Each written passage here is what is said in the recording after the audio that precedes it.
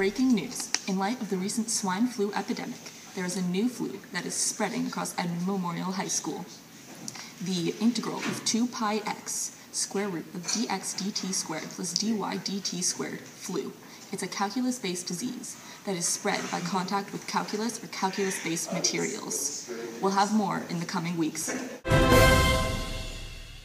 Our field reporter, Derivativa Integrali, will be interviewing an expert on the new disease. Hi, I'm Derivativa Integrali, and I'm here interviewing the expert, Ms. Stevenson. We're here to ask her a few questions about the calculus disease. I am indeed an expert on the calculus disease.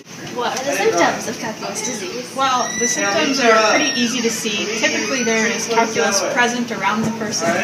It involves shaking, signs of like frustration, hair pulling often indicates interaction with calculus. Depends. And how is this spread? It's spread by contact with calculus. So calculus books, or there are some functions on any calculator that you come across that if you press the right combination of buttons, that could get you in contact with some calculus. Or you could talk to some people who know calculus and they could, say something, and then all of a sudden you come in contact with calculus and you didn't even expect it. There was no way of necessarily avoiding it. So it's everywhere. Stay away from calculus books, calculus people, all of those things, and you'll be safe if you stay away from anything calculus related. Doctors have still not found a definitive cure. While we suggest you take certain precautions, we don't suggest you take them to quite the extremes our next interviewee has. Hi, I'm Derivativa Integrali, and I'm here to interview someone who has taken certain measures against the disease. Let's see what she has to say. Do you have any calculus on you? Nope, I'm clean. Nothing.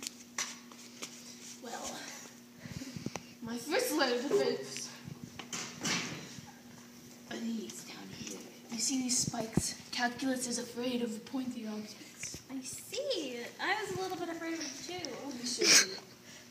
My second line of defense is this Christmas tree. I also dress like a snowman. Now, what would happen if someone were to say, walk up here with calculus? What would you do then? Well, first, you bark at them. Bark? Okay. I have this ball. Calculus doesn't like balls. Well, it's like a baseball bat. Yes. Sometimes I like to throw poo at them. Oh! I also have this plunger. Oh, does that act as another hat? It's scary. Protector? It's history textbook. History. How does that help? It's history. Okay. Well, I am Derivativa Integrali, and this has been interesting. We have finally traced the flu back to its source, and tonight we have actual footage of the initial case.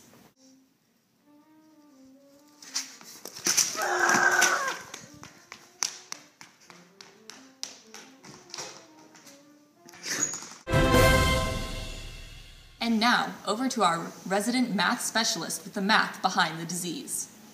How long is it going to take for the entire student body population to have this disease?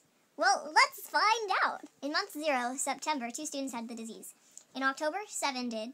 November, 13 did. In December, 21 did.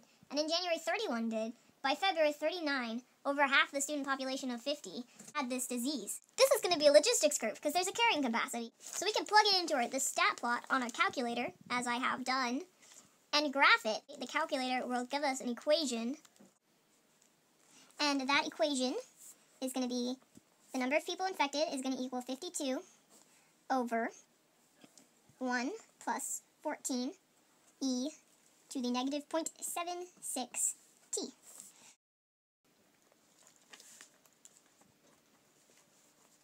Can you